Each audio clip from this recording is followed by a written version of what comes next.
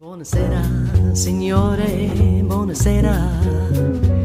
Com'è bello stare a Napoli e sognare. Quante volte ho sussurrato amore ti amo. Buonasera, signore, kiss me goodnight. Buonasera, signore, kiss me goodnight.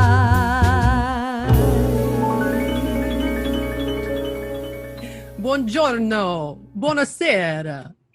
Buona Sera, Lena. Buona Sera. What a great day. What a great day. It is always a great day when I'm with you, Charles, and I thought I would say buongiorno and practice saying that. I like that, but Buona Sera to me, I just think of being happy. Buona Sera. Yeah, buonasera, buonasera. And it's the name of our show. I guess I should say that. And it is. That's what I'm thinking. The music, everything with Buona Sera. It's Buona Sera always to me on our show. Yeah, well, it's nice to be with you today, Charles, and thank you everyone out there for watching, and make sure you sign up if you'd like to get these shows delivered to your inbox. So go to lenaprima.com and sign up for emails. So today, Charles, my background is Marzamemi, Sicily, and it's a little fishing village. I think it's known for tuna. I watched a video and the couple was talking about how it was known for tuna, and it's located on the Ionian Sea on the coast of Sicily, and it has a population of 367. Wow. What a big metropolitan. A nice place to go, though, and have a meal and walk around, and look at it, it's so beautiful. It is. And, it reminds me obviously of Greece. And we know that Greece and Sicily have a close connection. But Greece has a lot of these villages as well. So why not go to Sicily instead? Yeah. So a little history because I want to impress you, Charles. Okay. In 1959, a Byzantine merchant ship was found near Marzamemi. The vessel, which might date back to the 6th century during the reign of Justinian I, contained decorative elements of a church's nave. Wow. Okay. Are you impressed?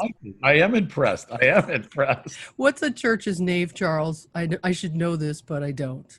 You set me up, Lena. I don't. And, I'm not going to look away from the camera right now to Google it on my phone. No, because I will find out and post a picture or something. How about that? Okay, let's do that. Let's do that. Anyway, so interesting, right? Do you know about Marzamemi? I know a little bit more about Syracuse and Noto. So that's part of that. Yes, that little corner, that southeastern corner of Sicily. Syracuse right there. It's a great area. We're learning so much about Sicily. It's a great spot. And next, and that part is Syracuse right there. Syracuse is actually where the first battle was waged for America. Sicily was already at war with Libya over slavery. The Libyans were enslaving Sicilians. When they started doing it to the American merchant ships in early 1800s, America joined the war and was based out of Syracuse. I knew if I fished for some history, no pun intended, Charles would come up with it. So, Charles, I know you went to Charles's travels. We're going with Charles's travels right now. I know you were in Vicksburg. Tell us about your little trip to Vicksburg. Vicksburg was wonderful. This family, going back 5 generations, was there.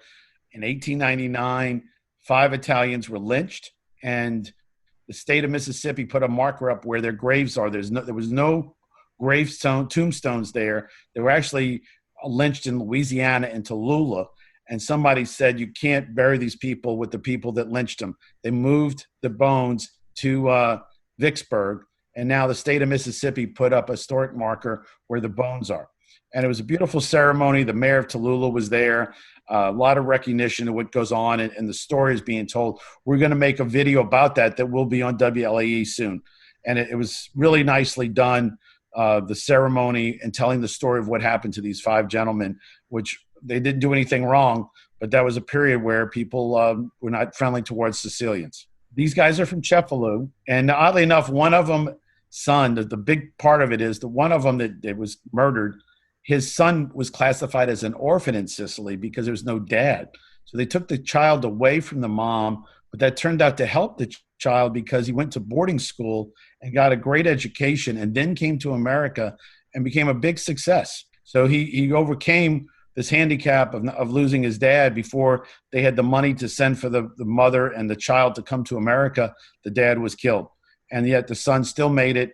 His kids and his grandkids were part of this, putting this project together to get this recognition. Oh, how inspiring. What a great story. My good friend, Kathy Lewis, she lives in Mississippi. She was saying that there's a restaurant there. And it's Cerami's restaurant. He's one of the names listed on the marker that was, yes, he's a relative of one of the 5 that were murdered. Wow. So Yeah, yes, there's Cerami there in Vicksburg. Yeah, she said it's great restaurant. They're great people at Cerami. So you're going to have to go there next and report back. I like your assignments, Lena. Come on. If it involves Italian food. Yeah, exactly. All right, speaking of food, Charles, I have a check this out today. You know, this is a controversial subject, but I thought I'd find a list of the best pizza in the United States. So departures.com compiled this list of 13, and I thought, ooh, 13, it's the Italian lucky number. The number 13. 13. So I'm just going to list these off. So around the country, wherever you are, let's hear what you have to say about these pizza places. So here they are: Santarpio's in Boston, Serious Pie in Seattle, Little Dom's in Los Angeles, Pizzeria Bedia in Philadelphia, Lou Malnati's in Chicago, Timber Pizza Company in Washington, D.C., which next time we go to the National Italian American Foundation Gala, we'll have to go check this place out, Charles. Absolutely. I imagine a lot of good Italian business gets done there. Yeah. Tony's Pizza Napoletana in San Francisco, Frank Pepe Pizzeria Napoletana in New Haven, Connecticut, Totono's Pizzeria in Coney Island. Love it. Love it. Coney Island. I like that idea. Pizzeria Bianco in Phoenix, Arizona, Roberta's in Brooklyn, A Pizza Scholes or Scholes, not sure how to pronounce that, in Portland, Oregon, and O4W Pizza, Duluth, Georgia. Yeah, so that's the list, departures.com, 13 best pizzas across the United States, and I'm sure we'll have folks chiming in. Please do. So I thought, well, New Orleans isn't on the list.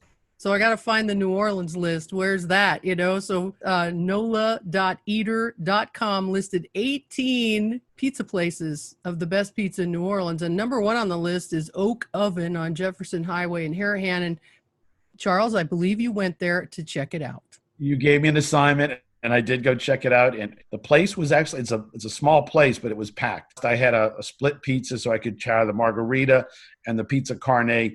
And then I was coming home, and I called a friend to say I was going to go there. So she said, well, you know, bring me a slice of pizza. And she didn't give me any of it back. So I had half a pizza, and she took the whole thing. She really liked the pizza. It's great pizza. I have to say it's a really good choice. Sophia's in New Orleans just opened, and I've been there a few times, and they've got a great atmosphere if you're in the warehouse district. Harahan, great place, more family-focused, pizza oven there, and that whole strip, Jefferson Highway, has got a lot of Italian restaurants on it. So there's a little Italy going on in Harahan. Oh, cool, Charles. I love it. Maybe we should do a little pizza segment every week. You can go try pizza. I like that idea. And let's highlight all the pizza you can get everywhere, because that's a thing, you know, like pizza's a thing. Pizza is a thing. I'll tell you, our good friend John Viola, he came down here to try the pizza. And in New York, they have an attitude about their pizza, but I think some people in New Orleans can rival New York pizza. Yeah, New York does have great pizza. Definitely the East Coast. But, you know, Italians just make good food, so I'm sure there's just plenty of yummy pizzas that maybe Charles can try.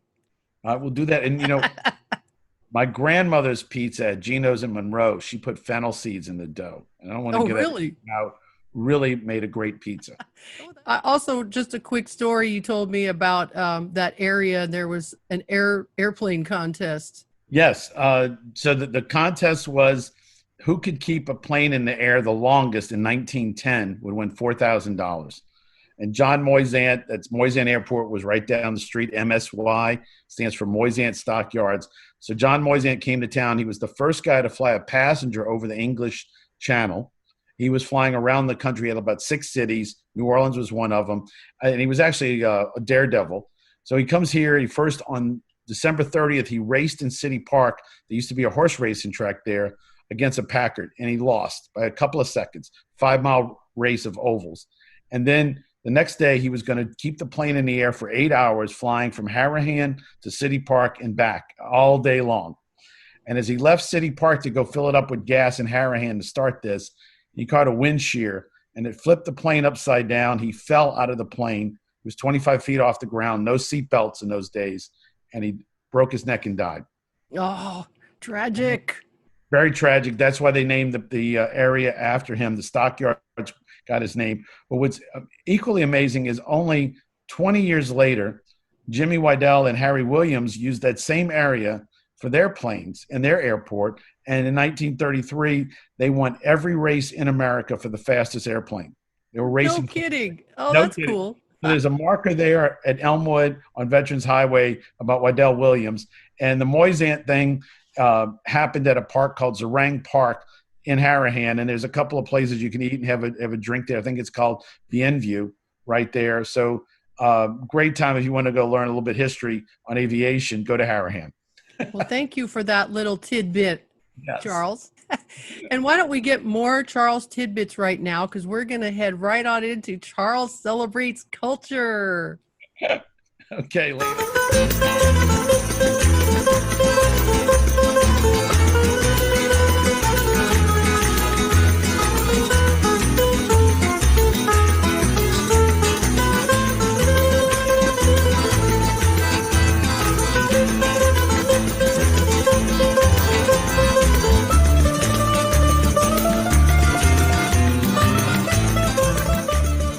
The historian, the history guy. So today we're looking at, you can see the statue behind me, the monument is the monument to the immigrant, and it was by Franco Alessandrini. It's in New Orleans on the Mississippi River, and on my other shoulder is a photo of a tall ship that came in for the tricentennial. And I imagine this would have could have looked like in the 1800s when Sicilians were coming in to immigrate into New Orleans. So Franco, great guy. He's done 3 monuments in New Orleans area. One's in Baton Rouge, Columbus.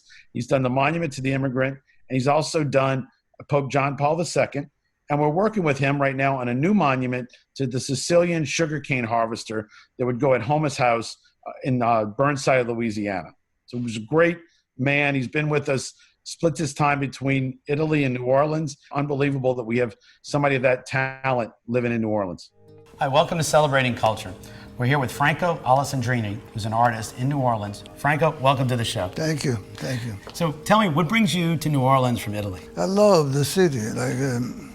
New Orleans in Italy is pretty much like Florence, where I come from, is full of art. Talk about figurative art, sculpture and painting.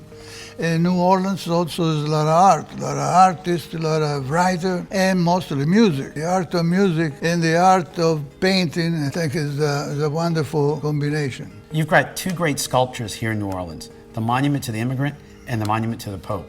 The Monument to the Immigrant is iconic. It's on the waterfront. How did you envision that? That was a commission from the Italian community. So when I got this commission, I started trying to figure out how to express the feeling of immigration in New Orleans.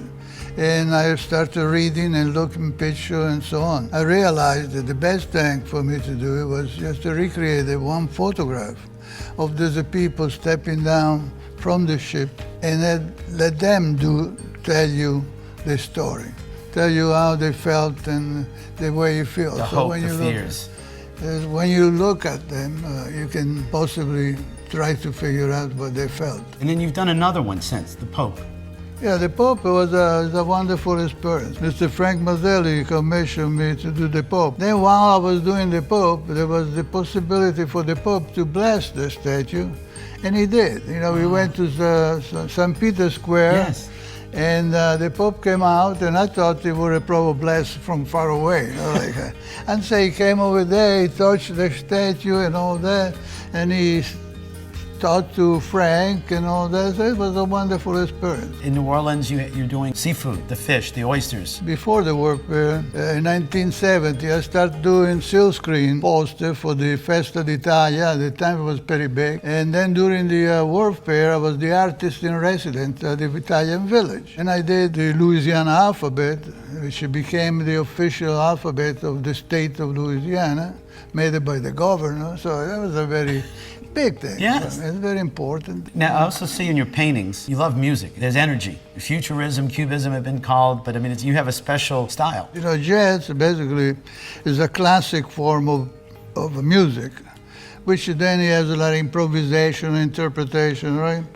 And my painting is the same thing. Basically, it's a very classic thing, but there is a lot of improvisation, a lot of try to recreate it, like the music, the sound, try to recreate the emotion and the feeling of the musician. One of my favorite jazz musicians is Nick LaRocca. And mine too. So what are your thoughts about Nick? We have to recognize that he's the first person who recorded a jazz record before anybody else. Did, so yes. that's the history. You cannot erase that. And he was really, as we know, a classic trained musician. He loved opera. You know, he used to be working at the opera house Yes. as an electrician. And Nick's dad actually brought over a trumpet when he came over from Sala Peruta, Italy. His dad, he loved music, but when Nick tried to play, he broke 2 or 3 trumpets because he never wanted for him to play. You know, you waste your time, you go to work. And this is what happened. But you know, I guess he really loved music so much that he stick with it. So Franco, where is your art located? My art located mostly, like I said, in the United States and in Italy, where I have some monument and also some sculpture in different private collection, and painting and graphic work. I understand you have a website, and it's francoalessandriniart.com. And people can go there to find out where your sculptures are, and you got some in Texas, Louisiana, and in Italy. And then there's a private studio in New Orleans. I have a private studio in Italy too. I have a gallery over there which has a permanent collection of my work, and there's one in Fort Worth too. So there's a place where you can see my work. Oh, wonderful. I want to thank you for being on the show. Thank you very much. And stay tuned, we'll be right back with more of Celebrating Culture. There's a lot more to see and do outside New Orleans. New Orleans Inside a Tour app actually has numerous other places to visit, such as Lake Pontchartrain, where New Orleans was discovered. With these apps, you can really experience all Louisiana has to offer. That was a really terrific interview you had with him. I loved hearing him talk and seeing all of his beautiful artwork. And I got to tell you, when I first moved to New Orleans and saw that beautiful monument, I got so emotional. He really put the love and the passion and the feeling he wanted to convey of what it was like for immigrants to come to America and be in New Orleans. And you can just feel it from that beautiful monument. It's just extraordinary. He is, and his marble comes from Carrara, Italy. So he goes back and picks out his marble. He knows his history. He's just got that ability to put the look in someone's face of what's going on. And also he can paint. He's an amazing painter. Yeah, his paintings are quite amazing. I just loved it, Charles. I do love Franco, and he's got a dry sense of Italian humor. So when you know him, you'll say some things in there that are really great because he's with the language barrier. It's a little bit tough, but he knows his history, and he's pretty astute.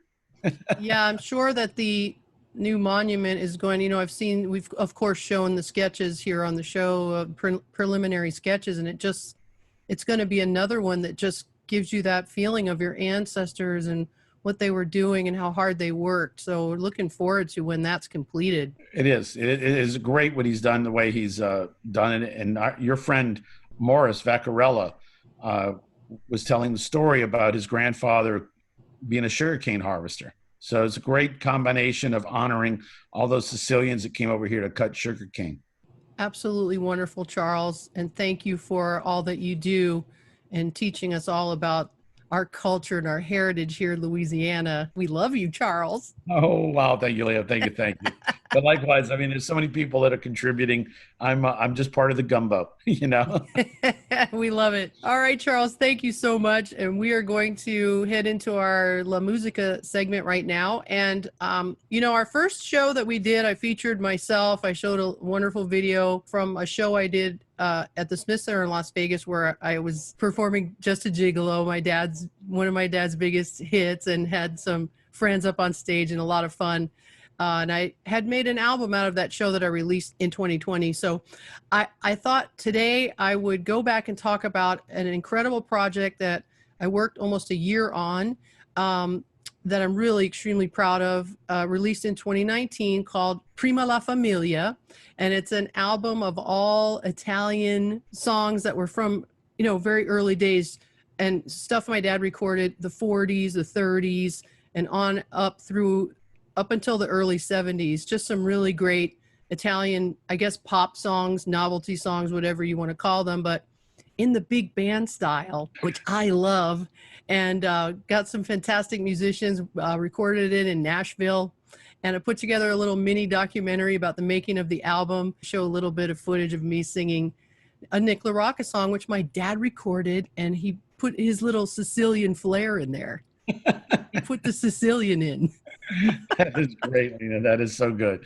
And you have flair as well. I mean, you really do a great job with bringing the big band sound to all your events. So it's thrilling. It is really thrilling to work with that. And the fact that you're here in New Orleans for us to enjoy over Vegas. So we're blessed right now. Thank you so much, Charles. So let's enjoy this little video. I hope you like it.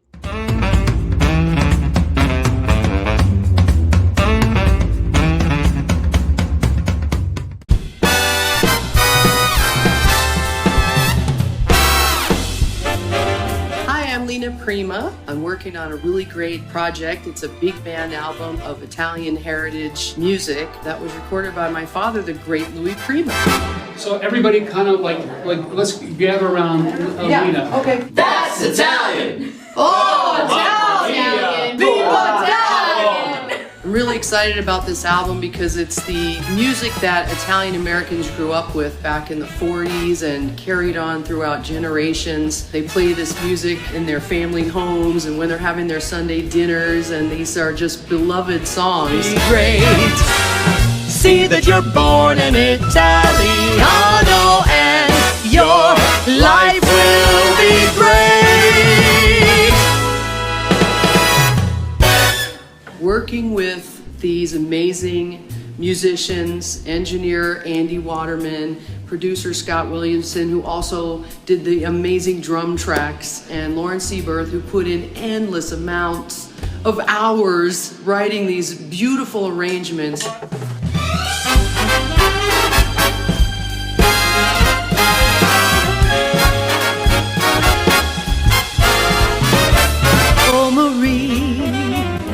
Oh Marie, in your arms he's longing to be.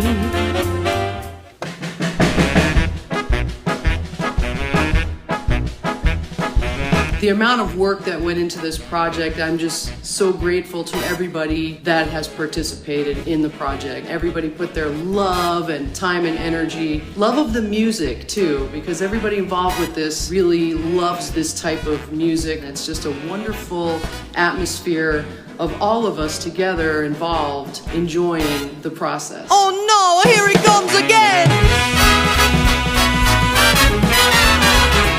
Hey, please, no squeeze a da banana. If you squeeze a officer, please squeeze a da coconut. Squeeze a da watermelon, but please no squeeze a da banana.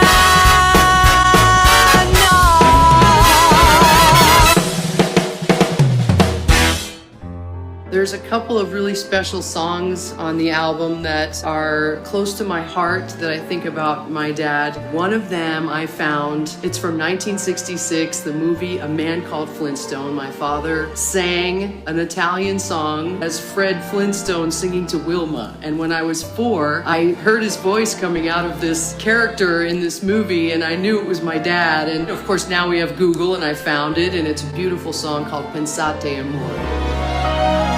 Pensate amore, pensate amore. Think love, think love, think love.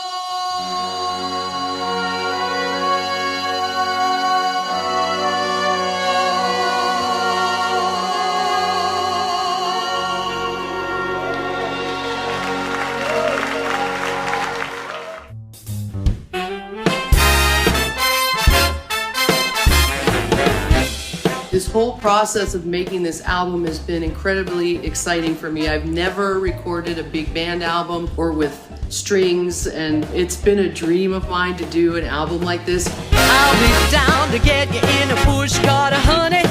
Better be ready about 8:30. It's great to be surrounded by these great people who have an appreciation and love for this music and making it sound the way it's supposed to sound. I'm just so grateful for that. And I just want to thank everybody that put all their time and effort into making this happen. Shoes when they play the lasagna blues. Tomorrow night at the Darktown Strutters Ball.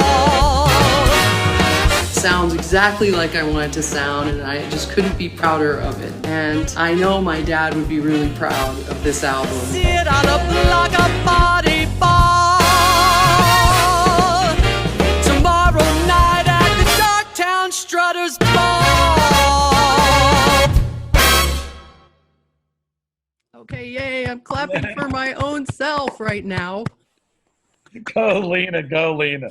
But really, it's about the music, and it's about passing it down to others, next generation. And you know what would make me really happy is to know that Italian Americans have this album on when they're making their Sunday dinners, and they have their family gatherings, and they're dancing around the kitchen. I'm sure they are. I'm sure that they have other moments as well that they pick it up for as well. I mean, it is a great album, and it's all about family. I mean, the title fits it perfectly, and what you are as far as the Italian spirit and heritage, you bring it out so well with your own music, your dad's music, and a little bit of Nick LaRocca thrown in. Can't hurt. Yes, so you can get the album at BasonStreetRecords.com. It's on vinyl too. It's on CD and of course digital downloads and wherever digital music is sold. But go to BasonStreetRecords.com and get it on vinyl, just so you have that commemorative thing. Absolutely. That's the way to do it. To have that a piece of vinyl there, the jacket, the album cover, there's nothing better. Yeah. So thank you so much, Charles. It was great fun today, and I learned a lot. And I smile a lot with your music and everything you bring too. And I'm going to go get some pizza, I think, now. I know. I'm so like, all I want is pizza now. Pizza for breakfast. It's the best. It is. It is. Thank you for watching, everybody. Ciao, ciao, ciao, ciao, ciao. Ciao, ciao, ciao, ciao. Quante volte ho sussurrato amore ti amo. Buona sera, signore, kiss me goodnight.